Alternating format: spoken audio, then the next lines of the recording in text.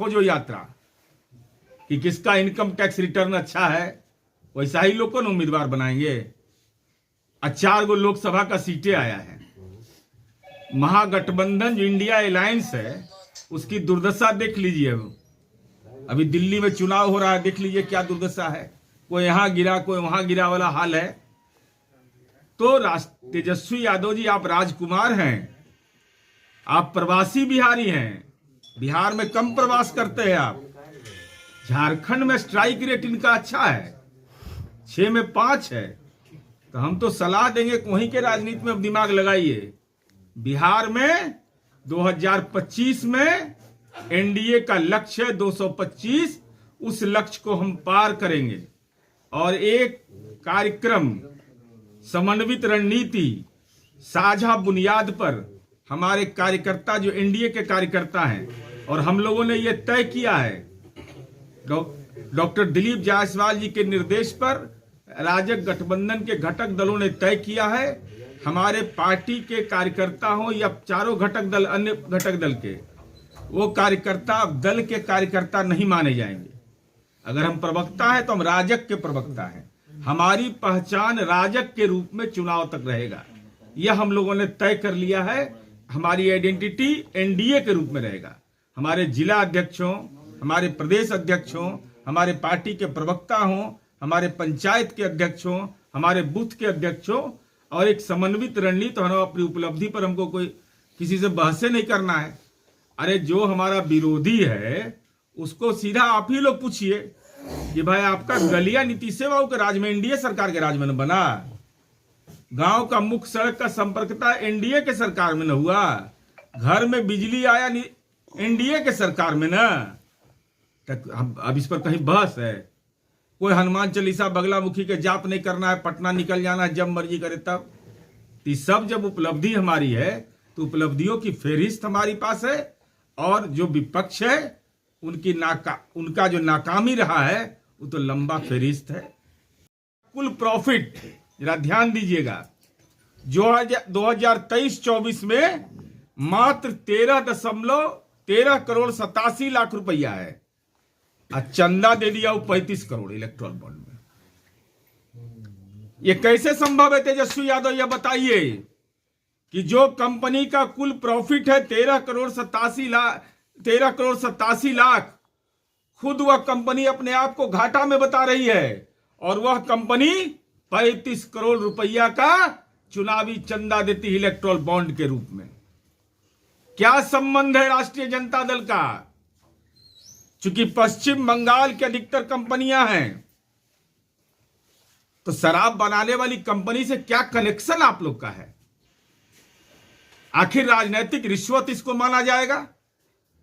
शराब बनाने वाली कंपनियां क्यों इन्वेस्ट करेगी बिहार में? क्या इस शराब के कारोबार से कहीं ना कहीं आपका रिश्ता है? इस सवाल पर राष्ट्रीय जनता दल को अपना नजरिया साफ करना चाहिए। 46 करोड़ 60 लाख रुपया आपने चुनावी लाभ, चुनावी चंदे के रूप में क्यों स्वीकार किया? बैक टू पेवेलियन और पायलट लोकसभा पहुंच गए।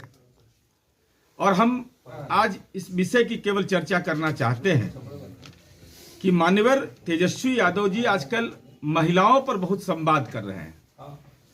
हम माननीय तेजस्वी यादव जी आपसे जानना चाहते हैं, और मुंह खोलिए आप, जवाब आपको देना पड़ेगा। जब बिहार में शराबबंदी लागू है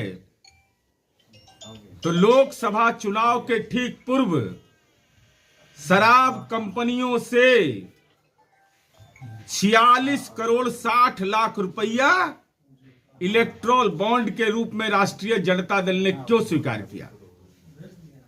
क्या बेटियों के जीवन में चित्कार कराना चाहते हैं? क्या मां बहन के जो उनका पारिवारिक जीवन है उसमें आग लगाना चाहते हैं? जब बिहार में शराबबंदी लागू है तो आखिर पूंजी निवेश क्यों कोई करेगा शराब कंपनी? और हम जानना चाहते हैं तेजस्वी यादव जी, और आपको बोलना पड़ेगा, इसका जवाब दीजिए कि हम यह नहीं, इसमें भी घालमेल है। पैसों लेने में ना, मैंने हड़बड़ी में झोल झाल कर लेता है सब। माननीय तेजस्वी यादव जी को बहुत देर से राजनीतिक ज्ञान होता है। बेतिया में ही थे, बगहा के इलाके में, और इनको 12 घंटा के बाद ज्ञान देना पड़ा। अरे आप कहाँ तेजस्वी जी रहते हैं? नींद देर से खुलती है क्या आपकी? अरे पुलिस को जानकारी मिली 9 बजे रात में, 10 बजे FIR होता है। CCTV कैमरे का जो भी उसका साक्ष्य था उसको मिटा दिया गया था। पुलिस ने मॉनिटर से साक्ष्य एविडेंस कलेक्ट किया, फॉर्च्यूनर गाड़ी को जब्त किया, और जिस पिस्टल का उपयोग किया गया था वह लाइसेंसी था उसकी पत्नी के नाम से। उसके कैंसिलेशन की प्रक्रिया भी प्रारंभ हो गई। उसके होटल पर छापेमारी हुई, और माननीय मंत्री रेणु देवी जी ने पूर्व में भी कहा है कि मेरा इससे कोई सरोकार नहीं है। अगर अपराध के खिलाफ हम कार्रवाई करते हैं तो उसको किसी राज से संज्ञा देते हैं। हे मान्यवर तेजस्वी यादव जी, भांगड़ यादव बस सहित अपहरण कर लेता था आपके पिता के राज में। वह गुंडों का राज था बगहा के इलाके में, बेतिया के इलाके में। आज तो पर्यटक जाते हैं। तू भांगड़ यादव के कार्यकाल को क्या कहिएगा? उसके भाई को टिकट देते थे, उससे नवाजते थे, राजनीतिक पुरस्कार 70 यादव को दिया था। आप बिहार में कानून व्यवस्था पर बोलिएगा। जो आदमी हथकड़ी लगा हुआ सुभाष यादव बेउर जेल से उठा करके नॉमिनेशन कराने के लिए ले गए कोडरमा, तो उनको लगा, इनके पिताजी को लगा कि अकेले ले लेगा तो हम क्या करेंगे, तो बेचारे वो भी चल पड़े, बीमारी की अवस्था में चल पड़े। वह दलित उम्मीदवार इमामगंज में था, उसके लिए उनके पास समय नहीं था, लेकिन पैसा बोलता है, बालू बोलता है। कि कोडरमा में पिता पुत्र दोनों प्रचार करने गए, चारों खाना चित हो गए।